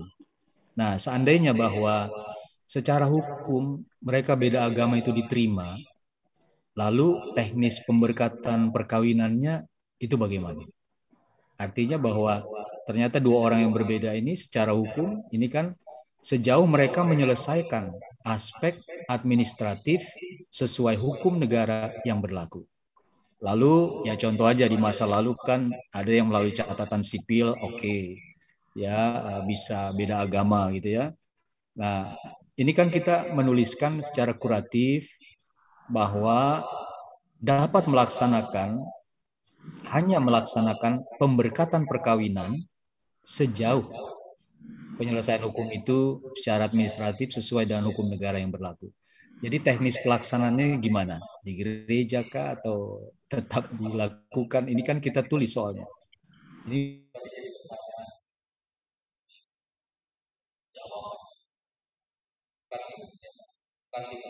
Ya, terima kasih Pak Pendeta Mur. Selanjutnya yang ketiga Bapak Penatua Royke Kalangi. Silakan Pak.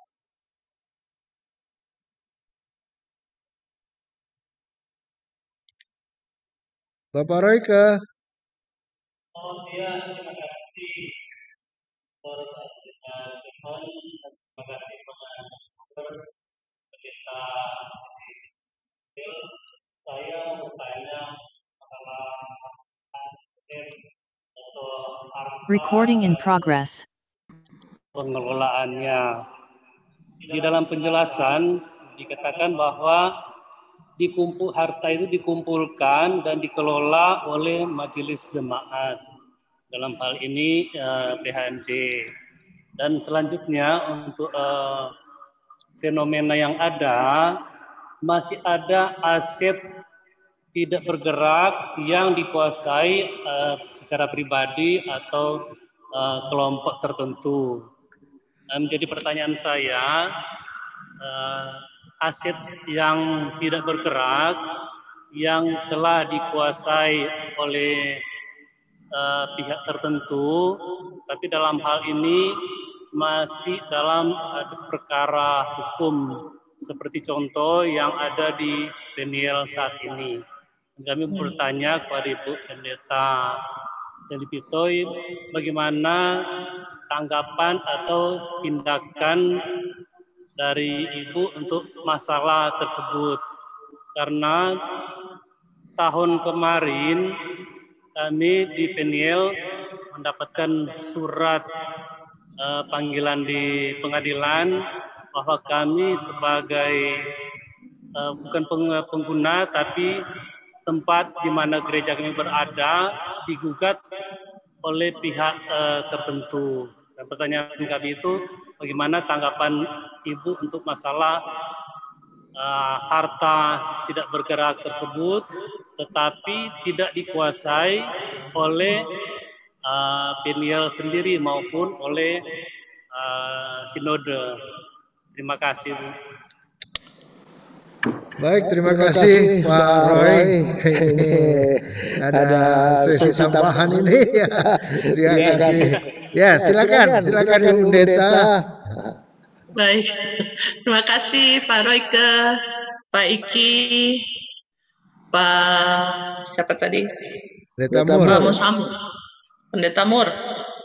Pak Iki, untuk pertukaran alat kelamin kita bukan tidak mengangkat lagi, tapi sudah dibahas di saya ingat 90-an itu Pak. Bahkan kita tidak bilang tukar alat kelamin, tapi kita bilang koreksi. Itu kita pinjam istilah dari dokter yang menyampaikan siapa yang bisa menukar alat kelamin, Tuhan saja. Dan kita bukan mengoreksi ciptaan Tuhan, tapi kita mau menempatkannya sesuai dengan dia punya apa ya dibilang hormon-hormonnya begitu. Tapi itu perjalanan yang panjang. Jadi bukan berarti gereja tidak lagi membahas, bahwa kita pernah membahas itu dan itu tetap menjadi bagian sampai kita melanjutkan, tapi tidak lagi dimasukkan di bagian yang ada. Karena akta gereja membicarakan hal-hal yang sedang viral lah begitu istilahnya sekarang ya Pak Iki ya, yang dibutuhkan untuk dijawab, dibutuhkan untuk mengambil keputusan dengan kondisi-kondisi di jemaat masing-masing. Tentang bayi tabung pun sama Pak Iki. Kalau misalnya terjadi demikian, silakan konsultasi dan bayi tabung ini dari siapa spermanya. Nah, keluarga ini harus disiapkan betul-betul. Rahimnya, rahim siapa? Jangan sampai kita berpikir bayi tabung, ya sudah bayi tabung. Ada 3 hal yang mereka harus siapkan. Baik itu pembuahan, kandungan, maupun dari mereka berdua. Dan itu sudah kita percakapkan. Termasuk juga dengan mengangkat anak Pak Iki. Jadi masih tetap ada bahwa pernah GPIB membicarakan itu dan masih terus kita masuk dalam ranah bahwa jika hal itu terjadi, mari kita bicara dari sisi hukumnya, dari psikologinya, dan dari imannya supaya menyatu. Nah, ini model yang kita mau lakukan dan kita angkat di akta gereja. Lalu kemudian tentang Pak Musamo, bahwa kita yang dimaksudkan begini, dia mengurus persyaratan-persyaratan administrasi, ya Pak. Dan hukum kita tidak diperkenankan untuk beda agama. Kalau sampai dia tembus itu, wow, luar biasa. Itu loh Pak Musamo. Jadi agak riskan kalau Bapak bilang itu caranya nanti bagaimana. Wah, kita senang aja Pak. Kita bisa bikin liturginya. Saya pernah mengalami dengan Katolik, dan Katolik saat ini sudah sangat cair untuk kita, bahwa kita buat liturginya sama, tapi di posisinya ada harus yang berbeda. Bahwa diberkati di GPIB, tapi surat kawinnya adalah dari Katolik. Nah, ini kita win-win solution saja. Artinya dengan Katolik kita sudah terbuka banget ya, tapi bagaimana dengan yang lain? Di akta gereja kami menulis betul, dan perlu pendekatan yang lebih lanjut. Yang dimaksudkan menyelesaikan administrasi di mana hukum mengizinkan. Oke, mohon maaf, harus tetap satu. Itu maksudnya. Kalau misalnya dia dari Muslim, dibilang dari sisi administrasi, tetap Anda harus tetap menjadi Kristen. Dan kalau dia iakan, ya kita berkati. Gitu. Ya Pak ya, yang dimaksudkan dengan hukum. Karena yang tadi saya bilang, efek dari kalau misalnya terjadi perceraian atau meninggal sekalipun, akan diberlakukan hukum yang berbeda dari hukum negara ini. Diambil salah satunya, ya itu terbuka besar untuk kita. Yang lain-lain tidak terlalu tapi ada satu keyakinan yang ya laki-laki lebih kuat daripada perempuan. Nah, kita tidak mau, kita mau adil dua-duanya. Masalah anak misalnya, anaknya 2, ya satu-satu, atau ibunya tetap bilang enggak, hak asuh anak pada saya, bapaknya bilang hak asuh anak pada saya. Nah, ini harus diselesaikan di antara mereka. Nah, apakah perkawinan dengan model seperti itu bisa jalan dengan baik? Itu loh Pak Mus. Ya, semoga tidak terjadi yang kita khawatirkan. Nah, Pak Royke, terima kasih untuk informasinya. Bapak, boleh Bapak Majelis Jemaat menyampaikan ke Majelis Sinode, karena pasti bukan saja jemaat yang digugat, tapi GPIB. Karena itu bagian dari GPIB, dan memang untuk penyiar nih kita berjuang terus-terusan ya Pak ya, untuk aset yang tidak bergerak. Saya datang di Malang ini aja saya sudah dapat berita, wah ada aset yang dikuasai dengan hanya bermodalkan akte yayasan dan juga surat hak guna pakai. Nah, mereka sudah anggap itu mereka punya. Nah, ini GPIB sedang berjuang melalui bidang PEG, khususnya aset. Nah, jika Pak Royke dalam kondisi seperti ini, boleh Bapak sampaikan ke Majelis Sinode, biar kita bisa sama-sama saling melengkapi, baik dari sisi hukum maupun dari data-data yang kita punya, Pak Royke. Begitu ya, saya mau sampaikan. Tapi Bapak tadi sudah menyampaikan dengan baik bahwa itu dikelola oleh PHMJ, karena PHMJ adalah pelaksana harian Majelis Jemaat. Artinya PHMJ yang tahu data-datanya, PHMJ yang tahu di mana boleh berurusan, itu sudah tepat supaya pengelolaan itu jelas di waktu kita melanjutkan tanggung jawab itu. Itu saja dari saya, Pak Stephen. Terima kasih. Terima kasih.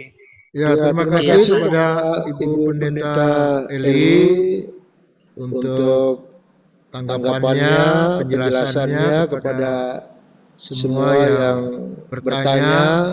Sungguh luar biasa pemaparannya dan juga apa yang bisa disampaikan kepada seluruh rekan presbiter dari 12 jemaat di Mupal Jakarta Pusat. Mari Bapak Ibu Saudaraku kita beri respon untuk apa yang sudah disampaikan oleh Ibu Pendeta Eli. Semoga Ibu tetap sehat dan mampu terus menjalankan tugas pelayanan khususnya hari ini di Kota Malang. Ya, Pak Stephen, mohon maaf, boleh saya jawab yang di ruang chat itu? Oh, masih ada, Bu? Silakan. Ada. Bapak Ibu, kita harus sadar sesadar-sadarnya bahwa yang kami tampilkan di akta gereja ini terkait dengan fenomena.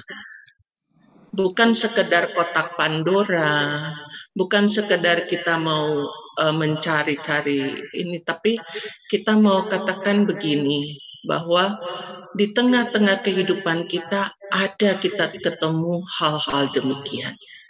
Dan kita tidak bisa menutup mata. Dan perkawinan ini tidak sekedar 1-2 kali perjumpaan dengan percakapan. Makanya kalau katekisasi pra perkawinan itu kita minta tidak saja 3 bulan, itu harus lebih. Apalagi dengan yang beda agama, Katolik sekalipun. Itu yang tadi saya ambil contoh. Tetap sekalipun kita bilang dengan Katolik kita agak cair, tapi tadi saya ambil contoh ketika diberkati boleh di GPIB, tapi akte perkawinan tetap keluar dari Katolik. Nah, belum lagi dengan yang lainnya. Makanya kita perlu persiapan. Kita tidak sekedar ya yang penting beda agama, tapi kita mau merangkul ini loh Ibu Bapak yang di ruang chat. Kami memang membahas ini, kami juga tahu bahwa ini tidak mudah diterima. Tadi bilang kita gereja mainstream, belum tentu. Ada gereja-gereja yang bukan mainstream saja bisa menerima dengan kondisi apa LGBT itu. Yang kami mau katakan bahwa perilaku seksual yang dilihat begini, kalau kedapatan mereka tidak bisa menahan aksinya seks itu. Artinya ciuman di depan orang kan itu bagi kita nggak wajar, etikanya nggak ada. Nah, hal-hal ini kan kita harus bicarakan. Tidak sekedar lihat mereka lalu kita stigmakan mereka. Tapi baiklah kita dalami dulu. Tapi orang-orang ini ada di dalam jemaat. Itu yang mau kita sampaikan, Bapak Ibu.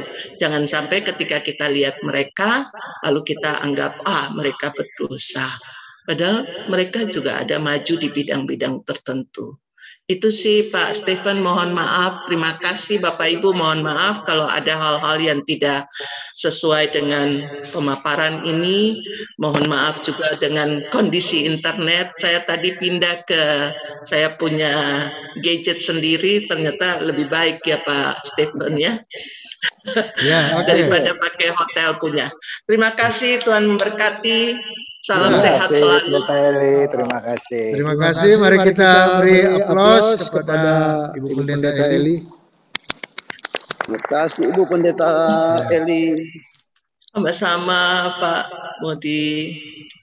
Ya, ini lagi di kampung habis pemakaman. Oh, iya. Ini lagi di kuburan. Oh, salam buat keluarga ya. Ya. Oh, salam turut berduka cita. Terima kasih.